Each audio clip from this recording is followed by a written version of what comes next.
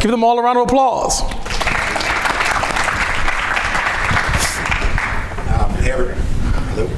Hey everybody, it's okay. Great to be here. I'm really excited to be back in the Brand Innovators community. I know many of you have been here before. We're excited to talk a little bit about the sports marketing today and really the topics of sort of excitement and unity and the power of sports marketing. All of us here are clearly here because we believe in sports and the opportunity, but we'll dive into that. Before we get started, I do want to just, maybe Damian, you don't need to introduce yourself again, but you could. I definitely want to give Patrick the opportunity to kind of introduce himself and tell us a little bit about what your role is at Sleep Number. So why don't we just start there and then we'll dive into the topics. Yeah, Patrick Campion, and I head up the partnerships team at Sleep Number. So a big part of our partnerships is coming to fruition this week is we are an NFL league partner. We also have 4 team partners, and one of them happens to be the Kansas City Chiefs. So following up on the last conversation. So are you rooting for the Chiefs then? I think I'm rooting for the Chiefs. And actually, I will say that we had an NFL team partner last year. The Rams win last year, so we have a little streak going here, so it pays to be a partner. If anybody here is a betting person, then just take a look at who Patrick is doing deals with. Exactly. Yes, I wish my betting was as good as that, but no. So a big thing of what Sleep Number does is use the storytelling, and we'll get into this, of sleep and performance. And the NFL is a great platform to do that. And we use our team partners to do this. One story I like to tell even before we go in here is with the Chiefs, to be part of that authentic story. When they arrive at their hotel Wednesday, they will have Sleep Number pillows they've all picked out. So the goal there is they're on Sleep Number beds at home. Let's keep that going. So again, that gets back to who I am and what I do for Sleep Number is really drive that brand connection and make sure people connect with it. And understand why quality sleep and why quality sleep on a Sleep Number smart bed matters to them. Damian, a lot of folks may have heard you, in this role, but why don't you just tell everybody what you do in your day job, and for those who may not have been here earlier, if you did that already. Sure. So, as if you haven't heard enough from me, I'm Damian Journey, Global Chief Growth Officer at 72andSunny. We're a strategic and creative agency. I'd like to say one of the premier ones on planet Earth. And what we do is we help brands fundamentally connect with what they want to do. We help them connect to their ultimate objective in growing their business, and we serve as partners in that process. My role is to find new partnerships with brands, to help manage and develop some of the relationships with our existing key client partners, and as it turns out, I also have comms and PR in my organization as well. So got it. That's it. Okay, great. And for those who are interested, I'll just share a shameless plug really quickly. So I just joined Bleav a couple of weeks ago, but essentially we're a modern day sports media company powered by the creator economy. And what does that mean? Well, find me later. I'm not going to take too much time on the stage, but we're building something really interesting that really leverages just what fans want these days and in the ways they want to be able to consume. So we're sort of, every team, every topic, everywhere. Find me about that. But I wanted to just give you a sense of that. Let's dive into the topics, though, and turn it over. And Patrick, we'll start with you. Really, again, we all believe in sports marketing. We're here. You guys have had a relationship with the NFL since 2018. So just talk a little bit about, why and how that came to be. Yeah, no, it was great because, I actually come from the marketing side of it, not the sports side of it. And really, we were looking for ways to really get our message out there in a compelling way. And we actually went out, new sports would be part of it, or a good way to do it, and went out and talked to a ton of different organizations in the sporting world to see who would be matched. The great thing is we had great conversations. We were really on the front end of teams learning that sleep it matters in performance and recovery. And so the teams on the front end that really were excited for that conversation. We had great conversations across all sports, from MLB to NBA to the EPL. But it really came down to what was the best place for us to build an authentic story and what was the best platform to amplify it on. And you put all that together and the NFL became that. A key thing of our NFL partnership is, it's great conversations with the Lakers about quality sleep. They're not in their own bed. NFL teams are in their own bed 6 nights a week. Oh, and when they go and play in London, we can play a role in terms of their performance, in terms of managing jet lag. The second piece of it is the league really felt this was a big thing to drive player health and safety. So really fit into that. And the last one was just the true adoption. Players understand to be at this level, what are the things they need to do the next 3% to be better than the guy from it. So that adoption's been huge. So, and they put on top of it, it is the biggest sports entertainment platform. We could have a great authentic story somewhere else, but the power of the NFL platform just allows us to get that word out.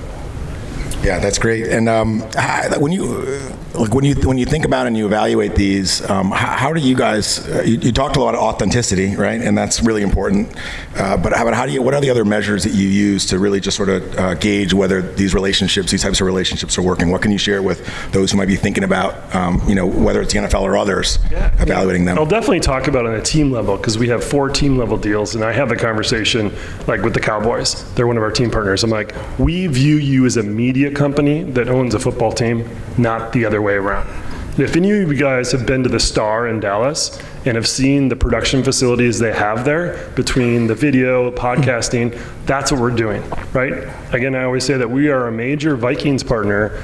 If you walked into US Bank, I'd have to hold your hand and point out the sign you could find in there because that's not why we're a partner. We produce over 30 pieces of long format content with the team because that's how we use that partnership to tell the story.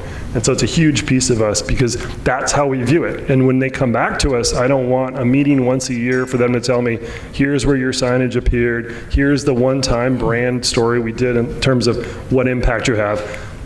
Twitter, our other media partners are giving us weekly. I want to know weekly the content we're creating together, what is it doing, what kind of engagement it is. Don't ever bring back to me, here was the awareness we drew. I want consideration, I want action. So it is truly, we look at it like a media buy because the next team we invest in, it's not whether we're going to go to 5th team, it's whether we're going to spend more money in Google search or add a team in the AFC North, something like that. Damien, anything you want to add to that? I know that you work with a lot of folks in and around sports, including the NFL as a client, but like anything that you might add to what Patrick said or how you counsel your clients? Yeah, I mean, the NFL, for example, has been a partner of ours now. This is our 5th Super Bowl with them, which is something we're really proud of. And what we've learned through this is, especially in the case of the NFL, it's like true partnership really matters. And I think brands need to find partners that align well with their value system. And frankly, for brands where the audience matches what they're trying to accomplish. There's an example of a client of ours, Indeed, a few years ago, who had a wonderful spot that we helped create and placed it on the Super Bowl, during the Super Bowl. It went very, very well. That would have been just a single thing at a point in time, but what we helped them do was to activate from that moment real time during the Super Bowl. So we went to Twitter, and every advertiser that came after them, we were able to note that advertiser had X number of jobs on Indeed and push that to the world. So people were actively engaging with Indeed and with the other advertisers in the moment. And that's an example for me of how you can take a brand and a moment with a partner like the NFL and really activate it in a way that is true to who your brand is and also delivers on your business objectives. So we really try to orient ourselves in that way. And the brands that have the best partnerships are the ones who orient to the business that they're in, not just to having someone smile with the logo in their hand.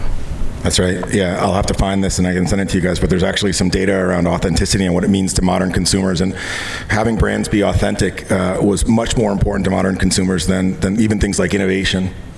So that's a theme that's clearly like drawn through both of what you guys said. I think, turning it back to you, Patrick, when you outside of the NFL, like what else are you sort of doing in sports in general and making sure that you're telling, again, these authentic stories? Like what else? The NFL is massive, but what else are you doing there? Yeah, actually, I will bring it back to the NFL, and I'll get there too, because actually, honestly, when we signed our NFL league partnership, we signed our Cowboys and Vikings deals a year before that, and then we signed our NFL league partnership. If you would have asked me, I was going to go out to several other leagues, a lot of other athletes, and I quickly realized, and I'm glad we stopped there, is like, this is the biggest damn platform out there. Don't go somewhere else until you fully maximize that. And that's when we doubled down on the NFL. We actually are a partner with the Hall of Fame.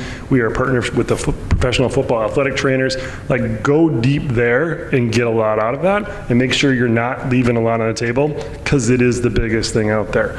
Yes, we are looking at other ways to add, but again, we know that same thing there. It's like, if I'm going to spend another dollar, is it going to produce like the NFL does? Is it going to give us a different audience we're currently not getting, right? Obviously, we're a domestic company now, but we have international plans in the near future. Obviously, we will need something outside the NFL to do it, but we'll take the same principles that we've used to get to this point that will work otherwise, whether it is a soccer team in Europe or whatever case may be. But I'm happy we actually kind of looked back and said, nope, let's not go broad in the NFL. Let's stay and go really, really deep there.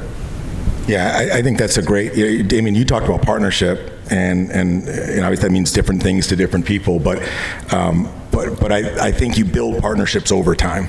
And so I love to hear what you're saying, Patrick, which is that you are really figuring out what works and then how to maximize that across all the assets of a partner. Because a lot of times people are just like dipping in, dipping out, and I don't have a belief that's the best way to do things. So that's another theme here. Yeah, go ahead. Partnership. Yeah, I would say that much like you as a brand believe that a partnership requires time to really materialize and to be codified and to be optimized. I think the same thing is true when you think about agency partnerships with brands. There's been this push over the last, 5 years or so to do a lot of project work, and there's lots of very intelligent reasons. Really smart people have come to the conclusion that that might be the best way to go. But what's lost in that approach is it's very difficult to build a partnership that you can optimize and ultimately leverage if you have this kind of staccato relationship with everybody that's supposed to be helping you leverage your brand. And so when we think about partnerships, we're talking about long-term engagements with people where the first year we worked with NFL, we learned a lot and did a good thing. But the next year we were better, and the next year we've been even better, and they've been happier, and they've been willing to bring us into their business more as a result of being willing to engage with us over the course of time versus saying, give us a spot for kickoff, and then off to the next agency. So I think this partnership piece is really about being willing to understand what your KPIs are, understanding what your value system is, being willing to get in and work through and collaborate together. And if you can do that over the course of time, you'll see really tremendous results, I think. Well, I think that part is important because, again, I 100% believe in the longevity of the relationship, and it just keeps building. And you need the KPIs to understand that, yes, we are tracking the right place. I'm just not going in this blindly, or I'm not jumping somewhere else, but I am confident that where we're moving is something bigger and better. Totally. Yeah, great. Anything else more on partnerships, or I'm going to switch topics to just talking about uniting. I think it's the other power of sports, right? It's a really powerful platform and vehicle to be able to reach large audiences, to be able to drive connection through passion. Anything else you want to comment on there? We'll switch topics for a second. Yeah? Good. Okay, so the other thing that we talked about on our call, and I think is relevant to this audience, is really the power of sports to unite. A bunch of folks have talked about this today, different types of groups or communities, and that's something that's, I think, really special. Damien, I'll just ask you about this. You mentioned, and some of the folks who've been here earlier saw that you have a tremendous relationship with the NFL, and I really personally love the work that you've done for them. One of my all-time favorite spots is a 100-year game, and if it's okay, I want to actually show this work. Jake, you got it. Good, thank you. Welcome to the 100th season of the National Football League. Tonight is not about the league. What's up, Juju? It's about football. It's about the players, the fans, the moments, and everything else that makes you say, oh boy. Fumble! Oh! Oh! Let's go! Joe! No can do, cowboy. Here we go now!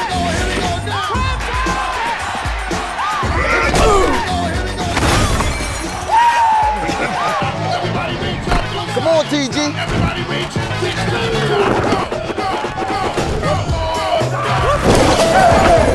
Damn, B. Y'all know I have more yards than they do. You still got it. That hurt.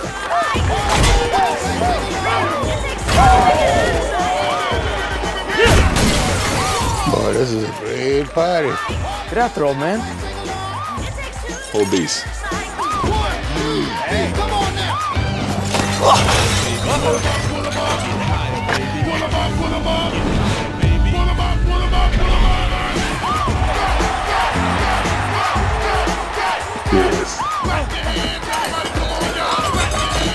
He's open. Russ?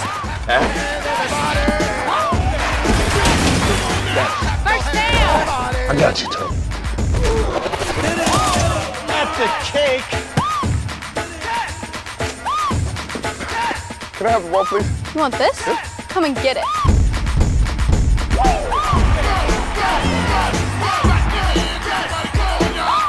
Amazing. I feel like I'm personally responsible for, I think on the NFL's YouTube, it's like 16 million views, and I got to be like 12 of those. But I'm so grateful you guys also got Franco Harris in there. I mean, it's such amazing, and you really just like captured everything that's right with sports. But just talk about that spot. That was a Super Bowl spot. Right? That's right. And just tell us a little about like sort of the spirit behind it, and then it's maybe specifically as it relates to like uniting fan bases or uniting through sport. Well, totally. This was 5 years ago now, and I don't know about you guys, but I love that spot. I've been a football fan my whole life. I'm from Flint, Michigan, so you like the Lions, you love Barry, but you're never going to see them in the game that matters. And so being able to watch a spot that includes people from my youth and then people that are in the game today with their helmets off, playing in an environment that's completely different than you would expect to see them in, just brought a tremendous amount of joy to people. And what the NFL wanted to do at that time, and still continues to do today, is, as Tim mentioned earlier, take helmets off, help you understand the person behind the helmet, and bring people together through that medium. And now what's interesting about this is you saw tremendous athletes and Hall of Famers from the 72 Dolphins that someone in America, lots of people in America, really relate to. And you saw Odell Beckham Jr., with blonde hair and the curly cues, catching the ball with one hand, which a whole different generation of people connect to.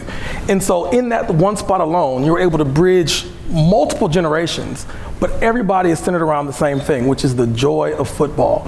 And what we saw through that was that football became less about the shield and less about the gladiator and more about the people that are providing us this tremendous form of entertainment. We've watched this occur over the course of time with the other spots that we've done over the years with them, where we focused on helmets off, the things that matter to the players, but also intentionally designing spots that connected to different audiences in the world. You notice even that spot, there was a young woman in the spot. As Tim mentioned, you'll see something maybe similar to that in a few days. And so it's all about bringing people together. Football views itself, the NFL views itself as a vehicle to bring people together around the joy of football, and that shouldn't be limited to just the person that you like, and that's not the person your dad likes. Both of you should be able to enjoy the sport together, despite your, where you come from in the world, or your political affiliation, or the like. So hopefully the spot hit those marks. Patrick, how about for you for Sleep Number?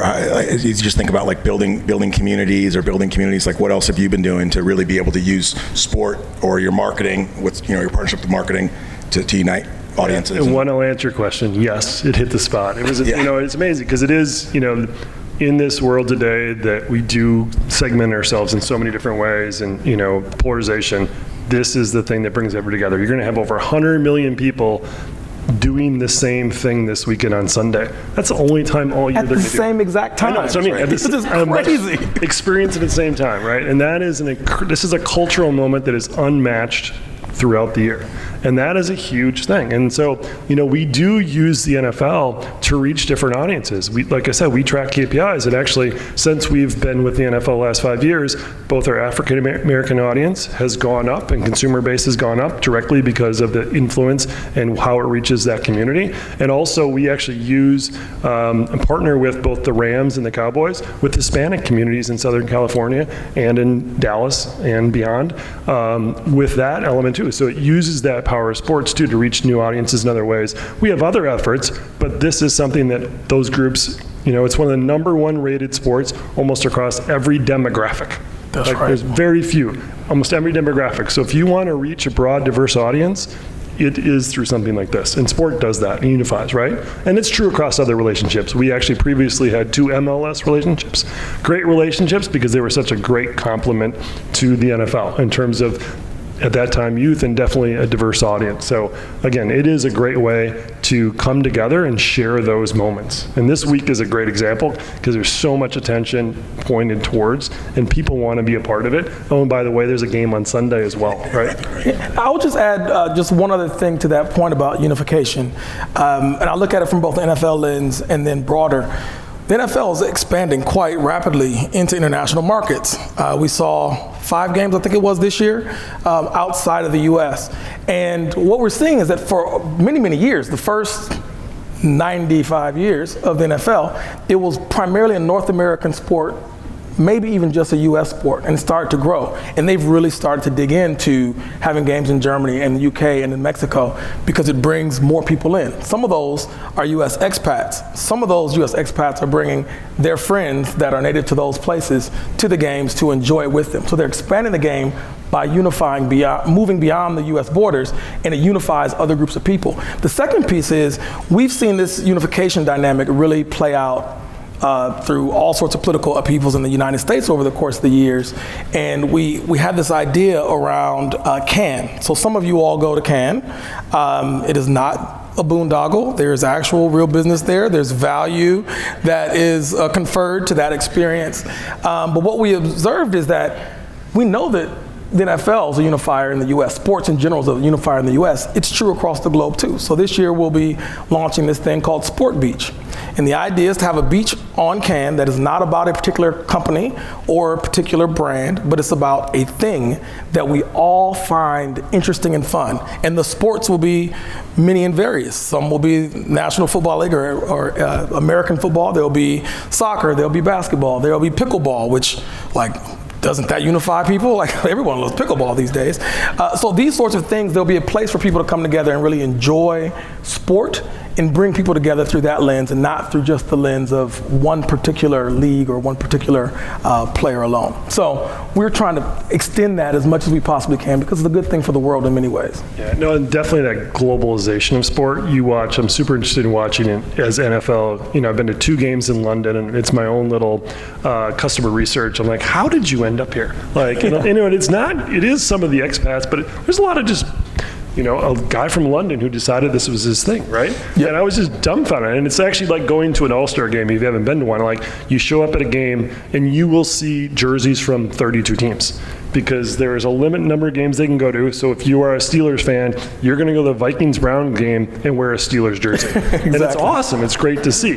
But the NFL needs to do that because if you look at what the Premier League's done with their NBC deal here, if I go to my kid's school, I'm going to see as many Barcelona, maybe Tottenham, Man U jerseys as a Minnesota Vikings, a Minnesota Wild, the Minnesota Twins, or whatever it might be where you're from. And, all of these leagues are becoming global. And so how are they competing? And then how do you use them for what you need to do that, right?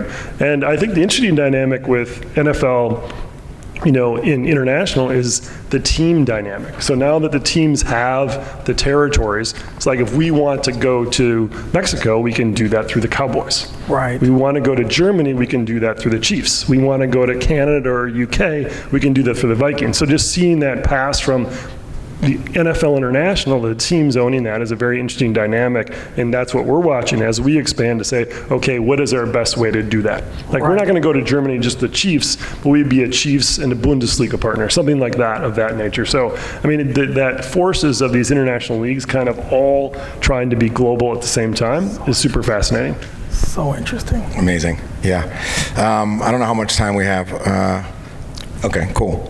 So let's just switch to the future then. We talked a little about the past and what's been happening. You talked about the future, Damien, but Patrick, as you look ahead towards the rest of 2023 and beyond, tell the folks what you're really excited about and what you're thinking about. Yeah, I'll start with this week. For us, is a huge week. So, we actually have a full content studio like a media company would at the NFL Media Center. So we're there just like Fox Radio would be. We're right next to Radio Row. We do 3 setups with podcasts. We bring in 30 different players. I was just saying that we have Donna Kelsey coming in because Donna Kelsey's on her bed, Travis is on a bed, Jason's on a bed. It's just a great story. So we have that type of thing. We have Matt Stafford's wife, Kelly Stafford, doing podcasts. We just have a ton of stuff going on this week just to produce content when the audience and the eyeballs and the engagement's here. The other thing is it is about expanding those partnerships and those world-class partnerships. So actually, we are actually partnering from here forward with 72andSunny. We knew that, yes, super excited about that. Breaking news, you heard it here first. So, don't tweet it, it's not been out yet. Like I said, we signed with the NFL because it was the biggest platform. We realized that we need those partners that are world-class and the biggest platform. We know that the work they've done with the NFL, we will be working with them again to get our word out there as well. And then we will be expanding and continuing our NFL relationship. We have long-term partnerships. We wanted to make them work, and when they do work, we invest in them because we know that will keep paying off. So for this year, I'm super excited to get through to the game, have the Chiefs win the game, it'd be awesome. And then just really what we've got on the roadmap with our partnership with 72andSunny, our partnership with the NFL, and kind of what we can build off from there. Incredibly exciting. Congrats to you both. I've had a chance to get to know both of you while we've been preparing for this, and I think it's a match made in heaven, so that's great. I also, just one last comment for me, I really like what you're doing, sort of like sports adjacent, right? The Kelsey's, is that the plural? Kelsey's mom, I think is great. One more shameless plug, like we have a show called Your Mom. It's actually hosted by Lisa McCaffrey, Christian McCaffrey's mom, and it's, it's really, again, the sport has just changed, right? It's like the way people want to consume sports, what they want to, even what sports means has really changed. And so I think, again, a lot of these are the work that you've done, the work that you'll do together is demonstrations of your ability to reach consumers through sport, but in a way they want to consume it, where they want to consume it. So I'm certainly rooting for you and looking for that as well. We've got like maybe a couple minutes left. Are there any questions from the audience for either of these two? Question? Yes, sir. This one's for Damien. Microphone's coming around to you. I'm sorry, I can't get out of my MC role. Hey, Michigan representative, if you're listening here today. Go Blue! Okay, that seriously was a plant. I had to do that. That 100-year spot would be pretty tough to top, but any other spots that stand out to you as like your favorite that you've been able to work on at 72andSunny? Well, first, it's important to know that I ideated and created all of these myself. And so, as I think about my library of great work, the other one that comes to mind that I really love was a spot that featured a young African-American kid named Bunchy. And it might have been referenced earlier. This was maybe 3 years ago. And he basically took the ball from the West Coast and ran past Joe Montana and Steve Young, and he ran through America, running past NFL legends. And he landed in Miami. This was when the Super Bowl was in Miami. And he ran on the field with a bunch of other young people behind him and actually handed the game ball to the ref that they were going to use in the game. And so the spot was, of course, pre-recorded, except for him running out with all the fans or the other kids that were in multiple jerseys, and the ball was handed off. And that was an outstanding experience. It was a tremendous feat of integration. It was creative as hell, and it really targeted youth. It focused on youth. And you have to consider, like, the NFL is always trying, the youth, the next crop of NFL players, the moms and dads who may have concerns around the health and safety of the sport are the parents who need to be convinced that this is a thing worth playing still. And so really helping the youth experience the joy of the sport was one that I thought was very tactfully done in a way that also tied back again to mom and dad and granddad and the players that they loved. Jim Brown was there saying, "Run, kid." Like, imagine Jim Brown, maybe the greatest running back of all time, saying that to a kid who's running past him. So that was one of the spots that I thought was really quite remarkable. And again, it was my idea. Yeah. I just made a note that we've got the wrong creative team at 72andSunny on our thing. Glenn, you want to help me out there? Check this dude. You can only believe half of what I say, and the other half it may not be true either. Because I'm not seeing you right now. All right, I think we're at time, so just want to thank you guys. Oh, no, one more? Yeah, sorry. Is there one more? Okay. I'm the MC. Question for Patrick, Chris Mike at Metrics. So you talked a lot about your partnerships, the teams, obviously very important to you guys, and you talked a lot about creating content and that being sort of a really important engine for you. How do you know if it's working, right? How do you know if those relationships, big investment with all those things, how do you measure success? Yeah, so we do it on 3 levels. So we do a brand health measure. Obviously that's way up here, and we look at what that's moving over time. We actually have a very robust marketing mix model, and so we can actually separate out within even our social, in that variable, what our social with NFL content focus does in terms of contribution. And then we have unique individual measurements against each of those applications. And again, like I said, it's highly engagement-based versus impression-based. And obviously we continue to learn how we do that, and the variables can be objective and somewhat subjective, but we really put in the same kind of rigor and models as our media, right? Because we do social over here. And even as I look at how we're budgeting each year, I look at, okay, what is our NFL social doing versus our normal brand? What is our display ads? What is search? What is our branded content doing against that? Because again, that's how we're looking at it, and that's how we're funding it or funding something else.